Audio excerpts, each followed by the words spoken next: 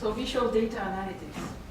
It may sound like a new field, but it's not. In fact, it is based on the idea that vision is our strongest sense. It beats hearing, it beats touch, it beats taste, this smell.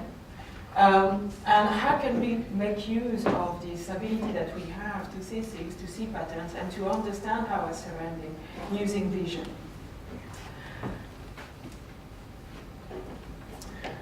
So before we get into teaching machine to see the way we see the world, we need to understand first how human vision is actually working. And we need to understand that for two reasons.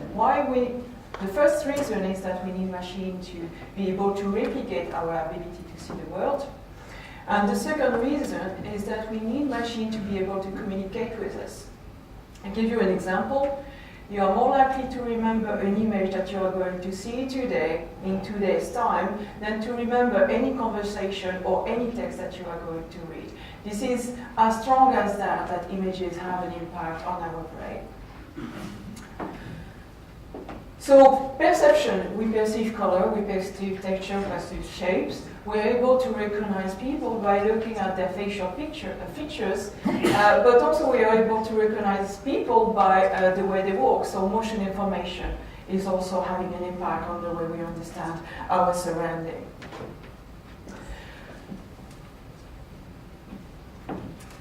So how can we translate this vision ability to machines? So machines have this extra abilities of having different sensors than we do. We only have our eyes and our brain to process visual information, while machines have access to way more sensors than we do.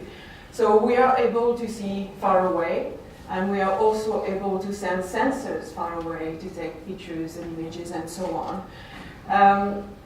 We are also able to see through matters, and this is something that is used pretty much in the health industry or the health sectors for health reasons, for diagnosis of disease and so on. My early days working in image processing was actually working on road scene image and to try to detect traffic signs and trees and to see the state of the road for the management of the infrastructure. So that was the early days in the 90s, and trying to teach computers to do those tasks automatically. Before that, you had a collection of images, and people were looking at those images one by one and trying to make a diagnosis from it. So now we try to have machines to do that automatically. So sensors is about, replacing our eyes mainly, but we need the brain to process this information behind the scene, and we need to use computers to process all this new information that is coming our way. So this is really mixing the abilities or the knowledge that we have from computer science in one hand and from mathematics on the other hand. So computer science and mathematics sounds like old-fashioned words. Nowadays they might be known as machine learning, deep learning, and data analytics, and so on. But behind the scenes, that's really using efficiently this set of knowledge that we have from centuries, mathematics, and more recently computer science. So machine learning, how does it work really? It tries to replicate what we do naturally with the brain.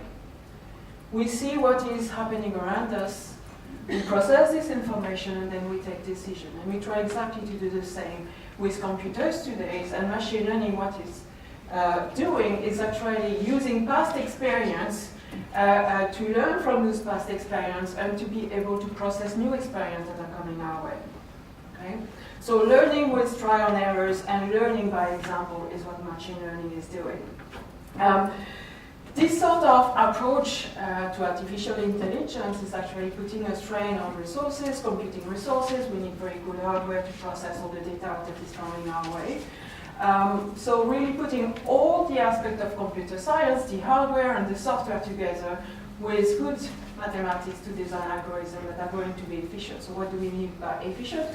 Sometimes we mean to be fast, sometimes we need to be accurate, sometimes we need to be robust, and so on. And hopefully we are all those three things together. So this is not enough for computers to see. We also need computers to show. Okay, so computers are able to extract knowledge from this amount of data that is coming our way from these new sensors. But then we need to have this feedback loop with the human being, and we need the machine to be able to show that knowledge to us. So here, this is another example of application that I've come across recently through an EU project. You can see people as being sensors as well that are communicating through social network. So basically, there is a big question, what can we do with data that is generated from social networks? So tweets are a combination of text, image, GPS location. So this is not only about image, but a multitude of information. And the question is then, what can we do with it?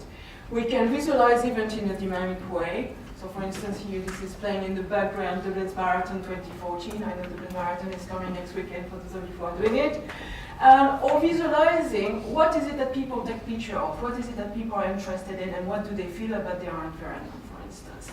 Social networks are used today as well in terms of reacting to disaster or for emergency unit. All this, processing this visual information, has the target of broadening our understanding of the world and deepening our knowledge base of the world. I forgot to mention that also in terms of the rendering and showing this information, we are benefiting from new technology like 3D displays and virtual reality helmet. And all this allows us to use even better our visual abilities for representing information. Okay? So